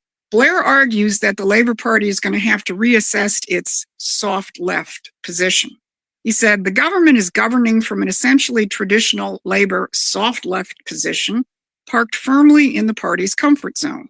Whether it's a leadership change or not is irrelevant if it doesn't start with a policy debate. Are we really prioritizing economic growth, essential not just for prosperity, but for social justice, if there is a slew of policies we're implementing which might restrict it? Does our economy need right now the goal of clean energy or cheap energy? How do we justify adding to the welfare bill when it's already ballooning and taxes are high and getting higher, and we're told we have to increase defense spending to prepare for the possibility of war?" Got all that? Tony Blair is questioning clean energy, the welfare society, and defense spending. The man who gave us new labor and the war in Iraq. So while Blair and Carney are trying to rebrand, Jamie Dimon is confessing. He's out in California at the 2026 Reagan Economic Forum, along with Scott Bessent, who we'll hear from in a minute. But in that clip we showed at the top of the show, Jamie Dimon acknowledged that outsourcing was a disaster. He also jumped on board to agree with the new Fed chairman, Kevin Warsh, on the need to reduce the Fed's balance sheet, which has been a source of almost free money for Wall Street since especially the 2008 blowout. After making those mea culpas, he waxed eloquent about the former might of the United States when we were the arsenal of democracy. You got to read the book Freedom Forge, how the America got fully engaged after Pearl Harbor. Like we went from building almost nothing, no ships, no tanks, no aircraft. We built 144 aircraft carriers in 4 years. There was no car produced in America from 1943 to 1945. Wow.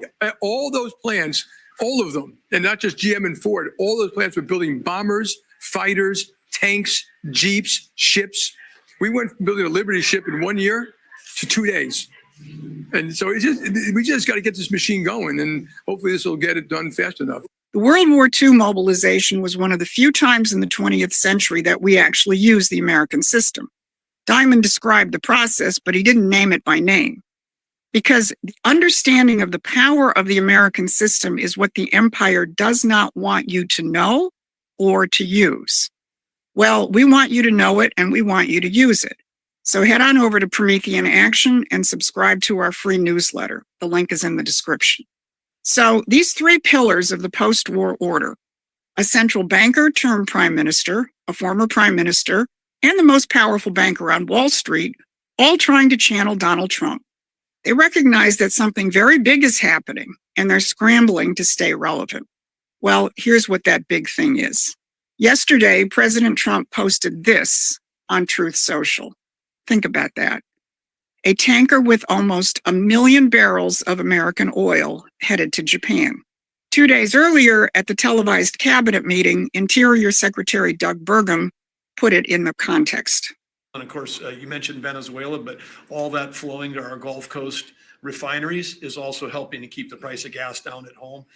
So again, it's an amazing transformation. Bottom line is the center of geopolitics around energy has moved from other parts of the world to the Western Hemisphere. So when you see that oil tanker, or when Burgum says the center of geopolitics has shifted, you're seeing the American system replace the British system in real time. And it's happening because Trump's team is consciously restoring American system principles, while it equally consciously rejects British system principles. Treasury Secretary Scott Bessent gave an extraordinary speech at that same Reagan Economic Forum that Jamie Dimon was at. I'm going to walk you through a couple of key points in it. Here's the first one. The truth is that for too long, America had been asleep. We mistook comfort for strength. We substituted efficiency for resilience and consumption as a measure of prosperity. We told ourselves that so long as goods were cheaper overseas, it did not matter whether factories went dark in Michigan, Ohio, or Pennsylvania. We assumed that supply chains would always function smoothly and adversaries would always behave responsibly, and the invisible hand would correct vulnerabilities that too few in public life had the courage to confront. Look at what he just did. He threw the infamous invisible hand of British liberal economics out the window. It didn't protect our industries. In fact, it destroyed them. And a little later in the speech, he put it another way. He said, "We assumed the rules-based system would discipline these behaviors, only to find that in too many sectors, it accommodated them." That's a U.S. Treasury Secretary saying the pillars of the post-war free trade system, the invisible hand, or the rules-based system, not only didn't work, but accommodated the destruction of our manufacturing. So then Besant continued. The warning lights were glaring all around us, but our political class preferred the comfort of old formulas. Cheaper was always better, offshoring was inevitable, industrial policy was unfashionable, and strategic dependence was acceptable so long as the cost remained invisible. Beneath every one of those mistakes lay a more basic failure in our philosophy. In reducing economics to consumption, we forgot production. We measured abundance at the checkout counter rather than at the factory gate. Again, he's hitting at one of the key propaganda lines of the whole free trade system. They sold it to people by saying, you can get it cheaper if you outsource. Measure your life from the checkout counter, not the factory gate. And then Besant asserts what we abandoned and what we have to go back to. Somewhere along the way, we lost sight of a foundational principle that previous generations understood instinctively. Economic security is national security. For a nation that cannot manufacture, mine, ship, or refine its needs gradually, cedes its strength and sovereignty to others. That is a dangerous dependency for any country. For manufacturing is more than output on a balance sheet. It is a reservoir of practical capability. Engineers and welders, tool and die makers, and logistic networks, plant managers and workers who know how to solve problems on the factory floor. But America has awakened. We are alert to the fact that a resilient economy is the foundation of a strong republic, that we can measure the health of our economy not merely by what it produces, but whom it lifts, that secure supply chains matter as much as stock indices, that productive capacity is power. That last sentence, productive capacity is power, is the heart of the American system. Measure your economy from the Hamiltonian standpoint of the productive powers of labor. That is, our ability to transform nature, to subdue the earth, and to multiply. When that is unleashed, no amount of sloganeering by Tony Blair or Mark Carney is going to overtake that. Because it's not a slogan, it's a principle. And Scott Besant identified that on Thursday when he ran the White House press briefing. He was served up the usual sophistry by a reporter. Thank you, Mr. Secretary. Appreciate it. Given how much this upcoming midterm election will hinge on the economy, what did you think about President Trump's comments in the cabinet meeting yesterday saying he didn't care about the midterms? So you're calling President Trump a statesman? You're saying that he is taking a statesman-like position, that he has a core belief, and he believes that the most important thing is for Iran never to have a nuclear weapon. So I believe those things can be true, that we can do well in the midterms. Besant hit it on the head. That's the key. The president is acting like a statesman.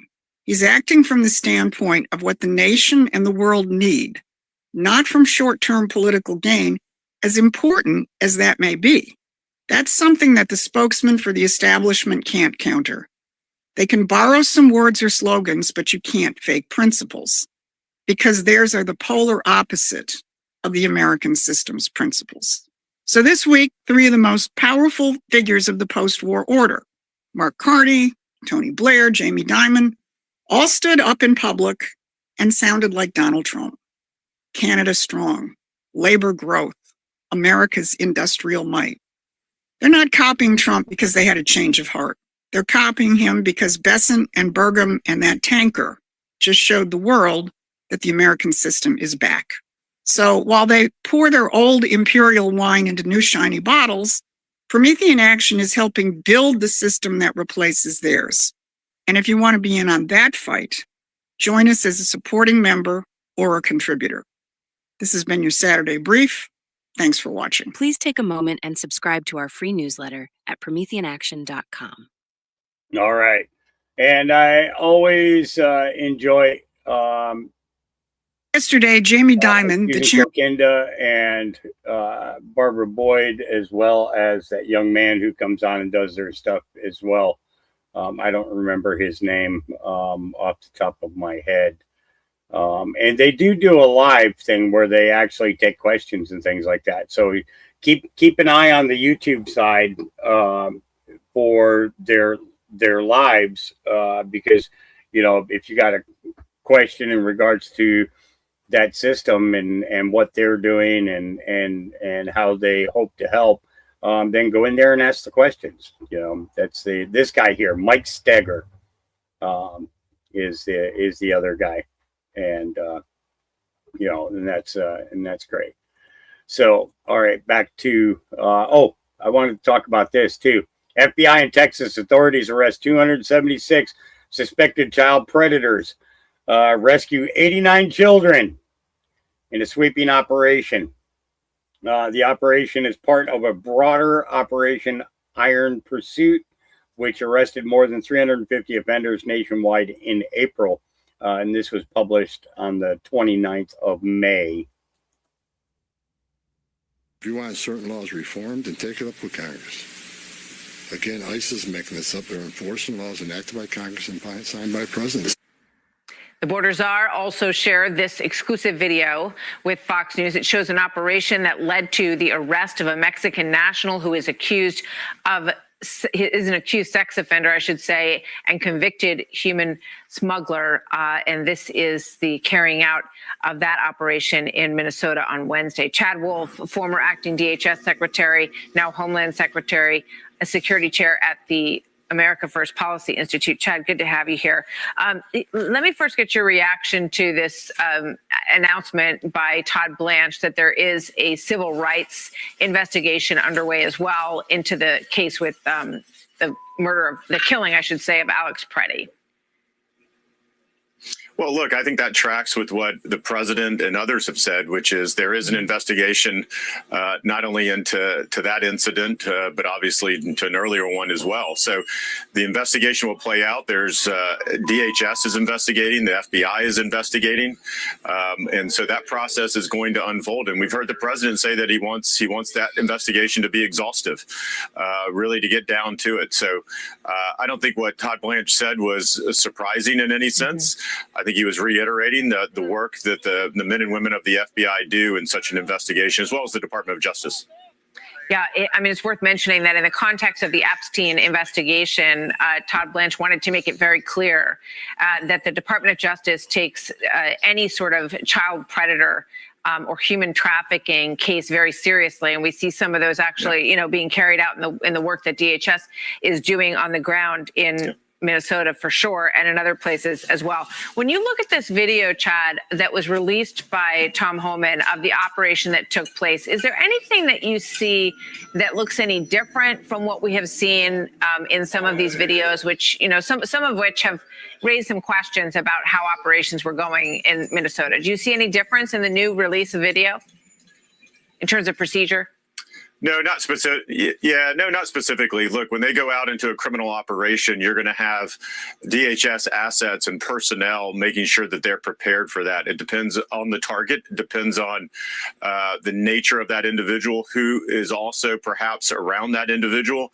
Have they witnessed weapons and others? So, you know, when you see officers there in vests and tactical gear, that's for their protection because, again, they're going after a criminal target who could be dangerous, who could be on the run. There's a variety of different things going on there. So that is very common, very standard procedure, depending on that target. So nothing in that video jumps out at me.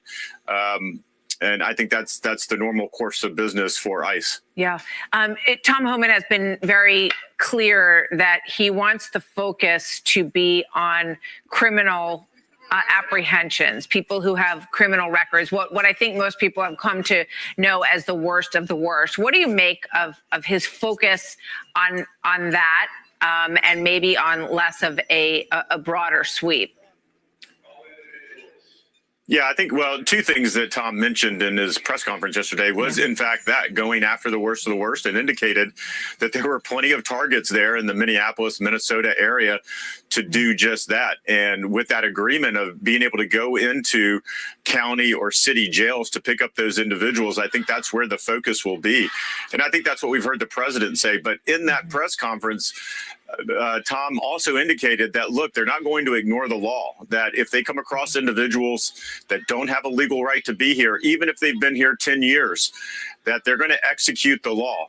We saw what Joe Biden did by excluding whole classes of individuals from any type of enforcement action.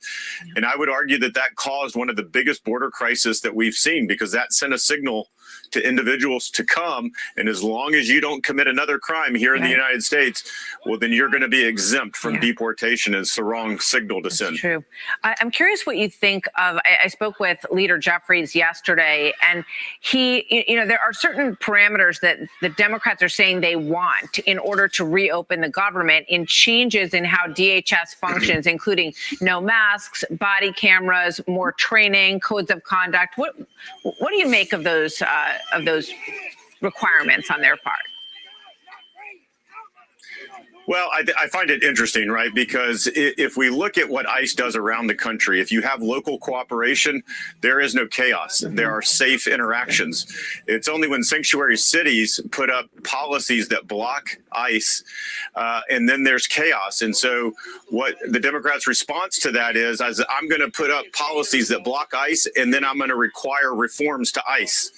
It doesn't make any sense to me. I think if you wanted to do something around trying to make safer interactions with ICE, if that's your goal, then you would actually give them more access and demand that cooperation with locals. That's how you get to safety. It's not putting all of these ridiculous, quote, reforms, or I would say limitations on what ICE can do, as well as making their job unsafe, such as removing masks when they're constantly being doxxed and having their lives threatened. Yeah, Lindsey Graham agrees with you on that, and he wants to see the end of sanctuary cities, and believes that it would go a long way to making these situations safer. And we certainly see that it's very, very different in other cities than it is in the state of Minnesota. Chad, thank you very much. Chad Wolf, good to see you as always. Thank you, sir. Yeah. So that was out this week. So, but you think about the fact that this large scale bust happening there in northern Texas is quite a bit. Well, is it going to play or not? Thank you. Let's bring in a former NFL quarterback, Tim Tebow, founder of the Tim Tebow Foundation. Great to have you with us today. Tim, as you well know, this is not just a problem here in the United States with child exploitation on social media. It's all over the world. I incidentally am married to a South African, just like you. We have that in common. Big problem there as well. But talk to us about what sparked your engagement and your interest in this tremendous challenge. Well, it's one of the worst evils in the world, and it is something that we really do feel called to step in and fight and leverage everything we can for these families, these boys and girls, so many people that are suffering. And really what we're talking about is the replaying and memorializing of people's worst days. And specifically with Doe versus Twitter, it's a 13 and 14-year-old boy that were sextorted in some of the worst ways. And then years later, it's getting replayed on Twitter over and over and over again. again. Over 100,000 people watched it and thousands shared it. And the family pleaded with Twitter, please take it down. They showed ID, they showed who they were, they verified themselves, and Twitter said, sorry, there's nothing we can do about it. We're not going to take it down. And the only reason it got taken down from Twitter is because HSI and the government got involved, and eventually they took it down. But now it's also being shared all over the internet. And our heart and hope is that the Supreme Court would look at this case and give their wisdom in this case, because there are so many families that are suffering, and so much of our society is replaying and reliving their worst moments. This is a 13 and 14-year-old boy that were sextorted in such a terrible way. And by the way, we also need to understand the scale and the scope of this, that the FBI reported in 2024 alone 55,000 cases of sextortion. And last year, NCMEC reported over 20 million reports of child exploitation. This is a massive problem. And so we really need the Supreme Court to weigh in and use their wisdom on this, because there are so many people that are suffering, and we have to and we can do better in our society. Absolutely. Talk to us about what a best case scenario outcome here looks like for you. We know what you want the court to do. What would you like to see the social media companies compelled to do? Well, I think we can all do better. I think that we can protect kids, and we can put protection over profit. I know we can. And so our hope is that that the Supreme Court would hear this, they would look at this, they would put their wisdom on this, and then together we would best look at a plan forward. And listen, we're not trying to make big tech the enemies. What we're trying to do is have them care more about protecting kids than they are protecting their profit. And I really believe that we can do that. We can take strides. We can make an impact, because it's not like these are just a few cases, but if it was, these families and these individuals are worth it for us to create change. But this is an absolute pandemic and epidemic in our country and around the world. I mean, what we're talking about, the scale and the scope of this is hundreds of thousands, if not millions of people are being affected right here in our backyard. So we have to be able to create change. We can't just look the other way and say, by the way, let's also just mention that CSAM is illegal to possess, but under Section 230, it's like, well, but listen, we're immune to that. The goal of creating Section 230 wasn't for that. It actually was created in a way to protect. And now we're kind of looking at it like it's not our job. It is actually all of our jobs to protect the next generation. And if we just feel like as a society, it's okay to look the other way, then we are putting kids in harm's way, and their worst moments are being relived over and over and over again. And we can do better. Very quick, Tim. Did you take heart from the ruling last week that, starting to take social media companies to account for the way they manage content? I think those were in slightly different areas, really important areas. And I think that they were really important. And I think that those are wins, and that's really important. It's a little bit different areas in this, but there's so many areas in what we call, just this battleground of good versus evil, because that's what I really believe that it is. And we have to take ground in so many of these. Billy Graham said this world is not our playground, it's our battleground. And I think in this area, we really have to start to live and act like that, to protect the next generation. And so we do have to take ground in every area we can. Well, Tim, we're going to be following this as it works its way through the system. We're going to be covering it. We hope to have you back. Thank you for taking time with us today. Great to talk to you. Thank you so much, Jillian. I really appreciate it. And tell your husband I said lekker. He'll be very happy. Yeah, I will definitely tell him that. Thank you. So that leads to this.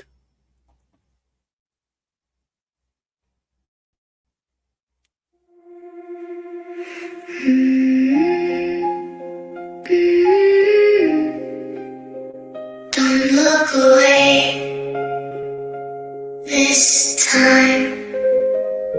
Behind closed doors where no one sees, a stolen voice falls to its knees. Not always strangers in the night. Sometimes it's love that hides the fight. A promise made, a twisted lie. Trust me, child, don't question why. A hand they knew, a face they trust, turn their world to fear and dust. Silent cries in the dark, invisible scars on a fragile heart.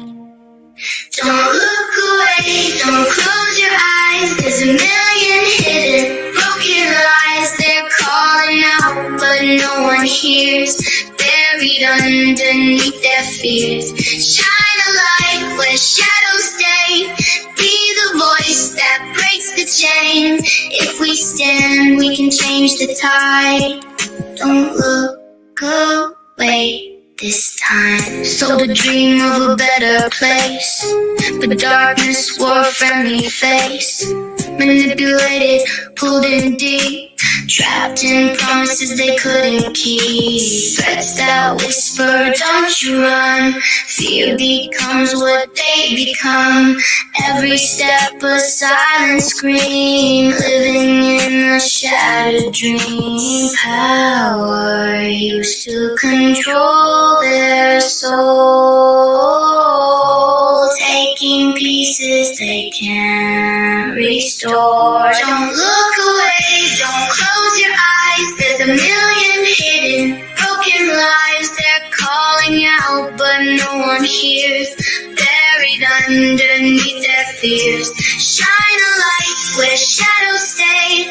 Be the voice that breaks the chain. If we stand, we can change the tide. Don't look away this time. They are not invisible, they are not forgotten. Every chain can break, every lock can open. Stand up now, don't stay silent. Truth is louder than the violence. Be the fire in the night. Be the reason they survive. Don't look away, don't close your eyes. We can save these stolen lives. Hear them now, don't turn away. Be the light that leads the way. Break the silence and the lie. Stand for truth, don't let it die. Together we can change their fate. But not if we just hesitate. You can't stop. You can't stop.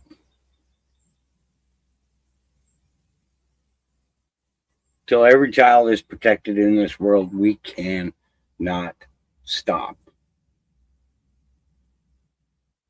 It's not going to work. It's not going to work.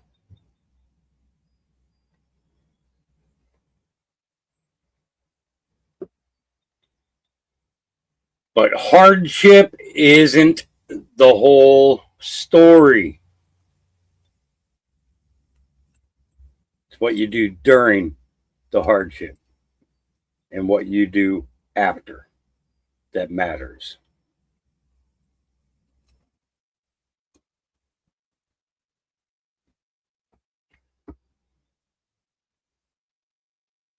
Remaining a victim is not an option. It's not. It's not an option. It's not plausible. It's not functionable.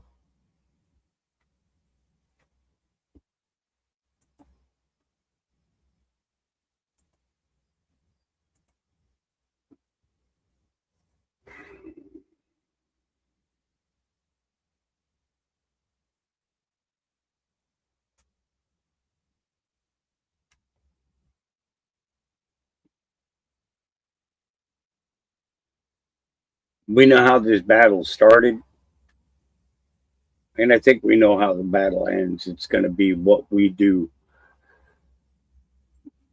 after when the dust is cleared.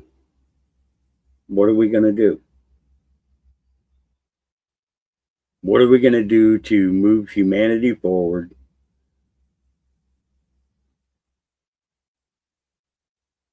With consistency and reminders to never look back. Moving forward and carrying all the lessons of these yesterdays with us into every tomorrow so that this can never, ever happen again. Ever. Remember, God loves you, Jesus loves you, and I love you. We'll see you guys again tomorrow Maybe. I'm not sure. I haven't decided if I'm going to do something on Sunday or not yet. But if not, I'll be back on Monday. We're going to try to get at least a 2 hour, 3 hour in every day for the next couple of weeks. And try and stay consistent with it as much as possible. I like the 11 o'clock time. I changed the pups feeding schedule so that I could start at 11.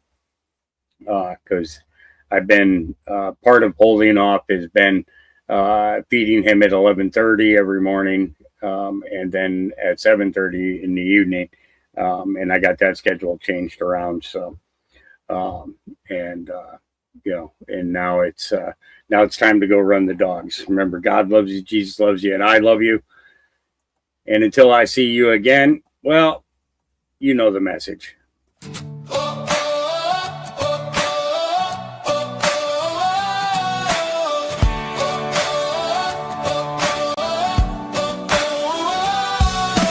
Woke up this morning to a world on fire. Everybody shouting, climbing walls of wire. Fear on the TV, lies across the screen. Hard to know these days what anything means. But I hear my Father's voice down in my soul. Stand up straight, don't let the darkness take control. Love your neighbor, hold the line, stay alive. Open up your eyes and let your spirit drive. Don't let the noise pull you under. Don't lose your heart in the thunder. Keep your head on a swivel, keep your eyes on the light. There's still love in the middle of the fight tonight. When the road gets narrow and the world feels cold, keep your heart wide open and never let go. Keep your head on a swivel, but your soul on the rise. There's a whole lot of beauty still left in these eyes. Yeah, the world may shake, but we're not gonna break. We were born for more than survival.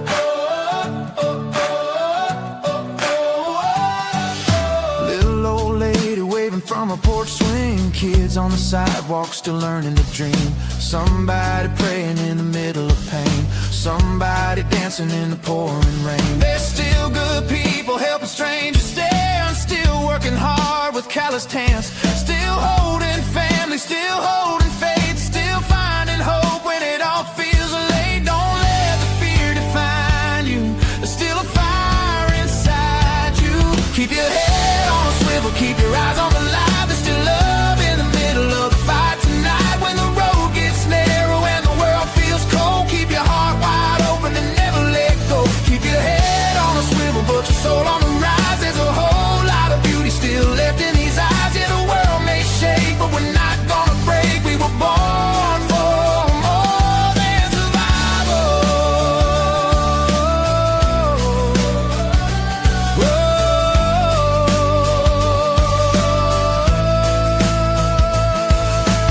Oh, don't forget who you are.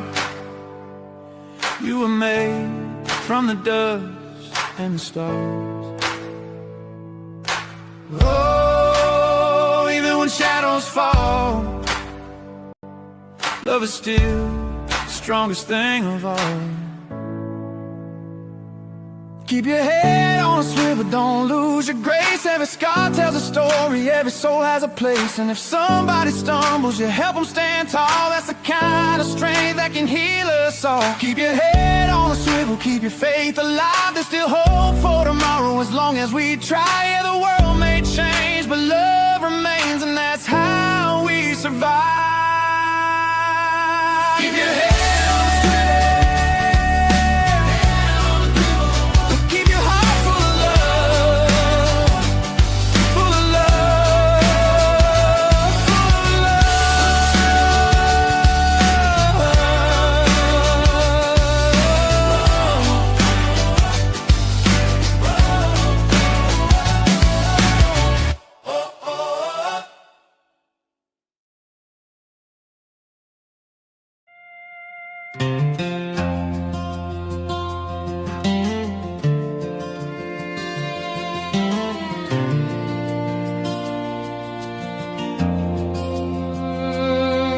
In the shadows of the night, when the world turns dark, I'm the one who lights the way, like a beacon that won't spark.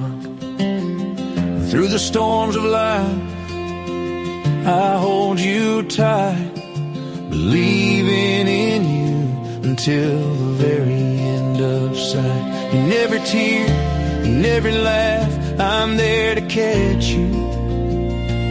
Through the pain, through the joy, I'm right by your side without a doubt. I see you, more than just a shadow in the light. Open your heart's door and let love start to ignite. I see you standing tall even when you fall, and I see you rising up stronger than before, never small.